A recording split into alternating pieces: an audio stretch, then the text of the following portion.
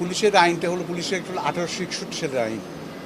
তারপরে তো police regulation বুক হলো 1943 সালের এগুলো তো ধরেন তেমন কোনো পরিবর্তন হয়নি। তো আমরা অনেকেই এই ব্যাপারে কাজ করেছি, সুতরাং আমরা সবার মতামত নেব, বিশেষ করে পুলিশ অফিসার প্লাস আমাদের যারা জনসাধারণ উপকারভোগী এবং যারা এক্সপার্ট যেমন লয়ার বা ইভেন আপনাদের কাছে পরামর্শ চাইব, যাতে পুলিশ আমরা চাই যে একটা গণতান্ত্রিক দেশে পুলিশ একটা ভালো একটা বাহিনী একটা কাজ করুক, বিভাগ কাজ করুক, জনসাধারণের যাতে সেবা দিতে হয়, মুখ্য উদ্দেশ্য হয় জনসাধারণকে সেবা দেওয়া।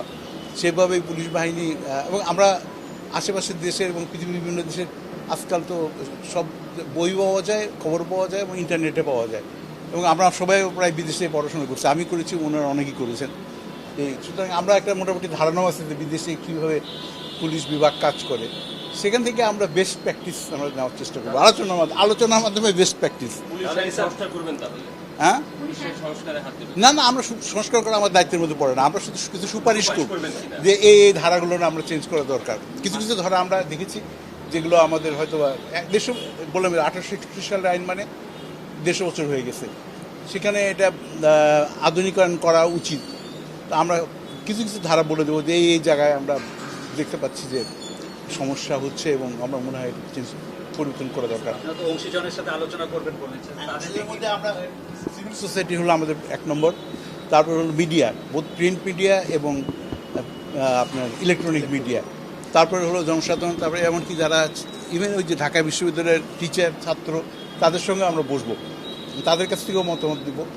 শিক্ষিত লোক যেখানে আছে, যেগুলো ইন্টেলিজেন্স নিয়ে যেখানে আছে, আমরা মোটামুটি বিভিন্ন গ্রুপের সঙ্গে আমরা করবো। আর ফাইনালি হয়তো চেষ্টা করব, আমরা চিন্তা করছি সময় পারমিট করলে আমরা একটা ওয়েবসাইটও দিব, যে যাতে জনসাধারণ তাদের মতামত দিতে পারে, আমাদেরকে এমনি ইন্টারনেটও পাঠাতে পারে, আমাদেরকে লিখিতভাবে জানাতে পারে, যাতে আমরা একটা ওই কিছু কিছু প্রশ্ন দেবো, একটা প্রশ্ন, সেই প্রশ্নগুলো ওনারা জবাব দেবেন। তো সময় আমাদের যেহেতু লিমিটেড 3 মাস, খুব বেশি বাড়াতে পারবো না, খুব বেশি সম্ভব হবে না। আর সুপারিশ হবে 3 ধরনের, একটা হলো সংক্ষিপ্ত সময় যেটা ওনারা করতে পারবেন, সরকারের যারা ইচ্ছুক হলে ওনারা সন্তুষ্ট হলে খুব দ্রুত, এমনকি ছোটোখাটো আইনও পাস করতে পারবেন অর্ডিন্যান্সের মাধ্যমে, খুব সহজ।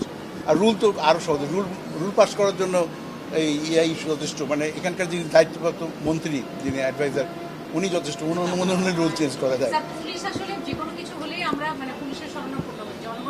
হ্যাঁ, এটাই আমরা চাই, সেটা আমরা চাই, আপনাদের সাথে পরামর্শ চাই এবং সেটাই আপনাদের পরামর্শ চাই। আমরা তো জানতে চাই আর কি যে আপনারা কীভাবে মনে করেন জন্য এবং আপনাদের পরামর্শ চাই। আমরা আশা করি সেভাবে মানে একটা ওয়ার্ক প্ল্যান বসে করি।